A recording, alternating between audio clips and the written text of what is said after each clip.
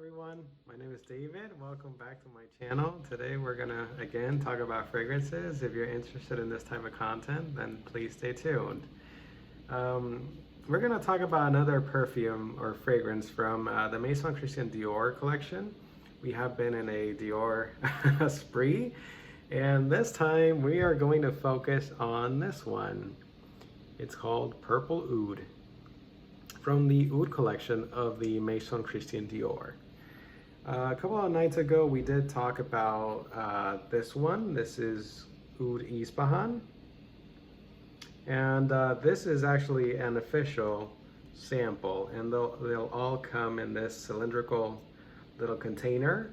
And then the bottles, the official sample bottles, will resemble this original bottle, or the original format and size of the bottles that they currently sell. With screw top, they're not magnetic. The regular bottles do have magnetic caps. Now, this decant is particularly special to me because a very dear friend of mine did send me this for just experiencing and testing, and I thought it would be an honor, maybe homage to him, to just make this review. So let's see how this goes. Before we start, if you haven't seen my Oud Ispahan review, I suggest you do, because I do talk a little bit about what oud is. But just to summarize, oud is basically a rotten wood, and it's usually found naturally in Asia. And basically what happens is that the tree gets bruised and gets infected with mold, bacteria, and other organisms. And so the tree tries to cure itself by creating a sap that bonds with the infection, thus creating oud wood. And oud wood can have different nuances, but it's certainly a robust and strong, very rich note that needs to be bonded beautifully and create a harmony with the rest of the ingredients inside a fragrance. Granted, the Christian Dior ouds perhaps are not among the most challenging, although there are some fragrances in the collection that certainly are challenging, as is the case, for example, of Oud Ispahan, and the most challenging, for me at least, Leather Oud, which I still can't really pull off. But if you want a starting point for ouds inside the Dior collection, I would recommend you start off with Purple Oud. Now, let's spray this on and see what I get with this one. I already have the dry down right here, so I'm just gonna respray this and see, refresh. Very nice sprayer. Okay. So, what is this about? Let's read the notes from Fragrantica first. So in Fragrantica, it says that this is a composition made of oud, saffron, pink pepper, and mandarin orange. Initial burst, initial spray, I do get the mandarin orange, and I do get a sparkling, tingling sensation from the pink pepper. So yes, certainly there is that citrusy, semi-sweet, because it's really not sweet, but there is a juicy something going on in there, and there is a tickling sensation in the nose, as you can see. Now, that sensation does not really last a long time. It probably lasts about 5-10 minutes before it settles down into what is the oud and the saffron. How does this oud smell like? Okay, so different from Oud Ispahan, which we talked about, and Oud Ispahan is in the barnyardy, skanky side of oud.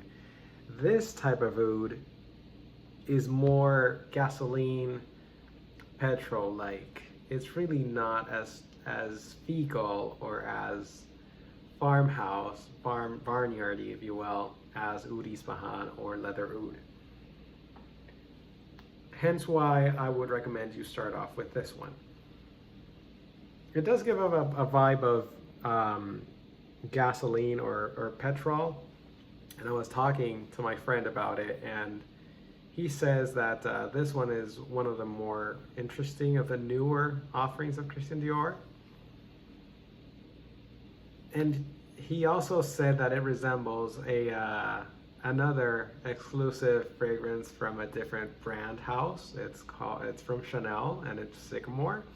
And I have to agree with him. It is in fact reminiscent of Chanel's Les Exclusifs Sycamore.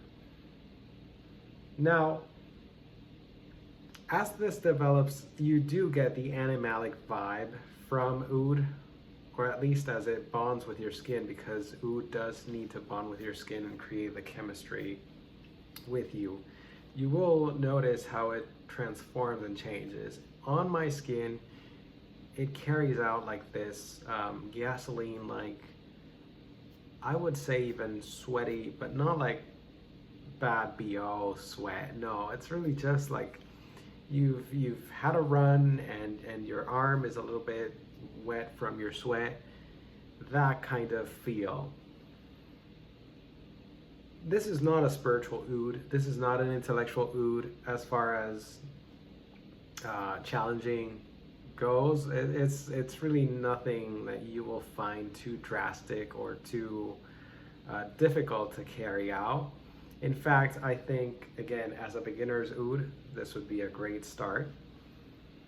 It does resemble a little bit of Oud Wood by Tom Ford. So if you like Oud Wood, but you prefer something a little bit more citrusy and more vibrant and more happy than Oud Wood, then I would recommend you go with Purple Oud.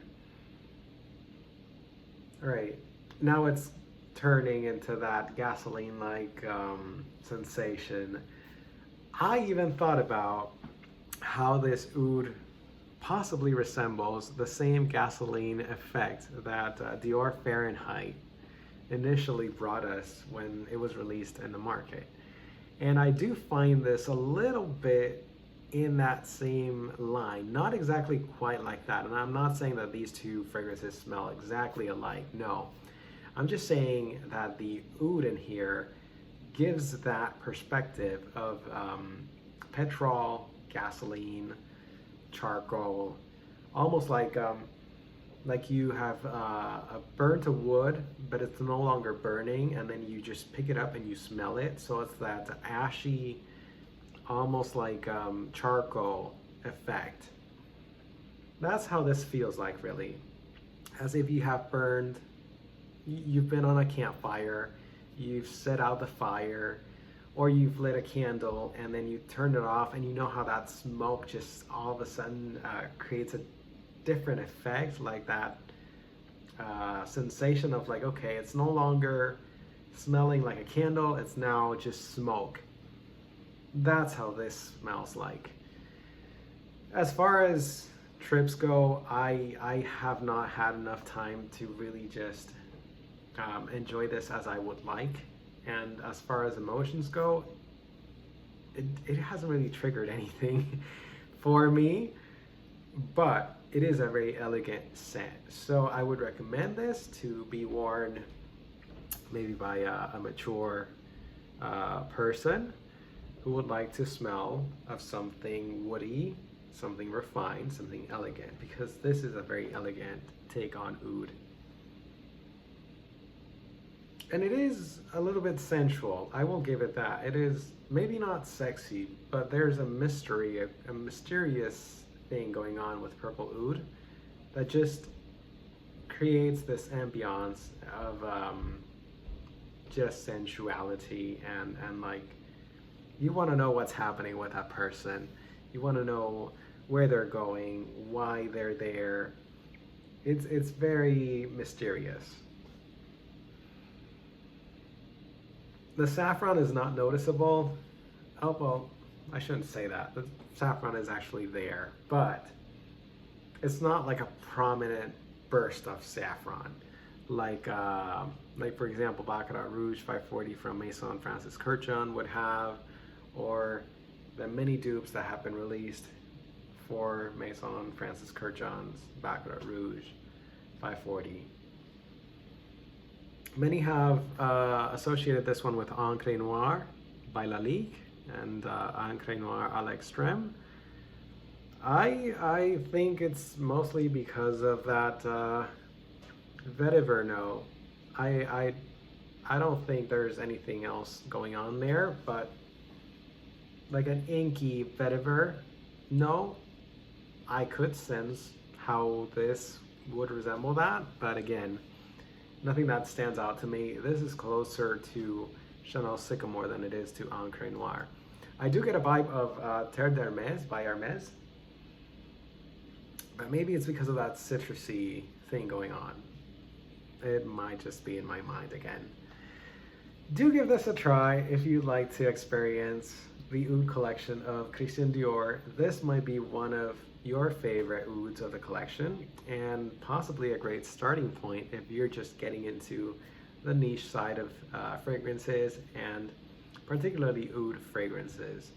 I hope you've enjoyed this review, and if you'd like to see more content, then please subscribe. I'll be making more videos for Christian Dior.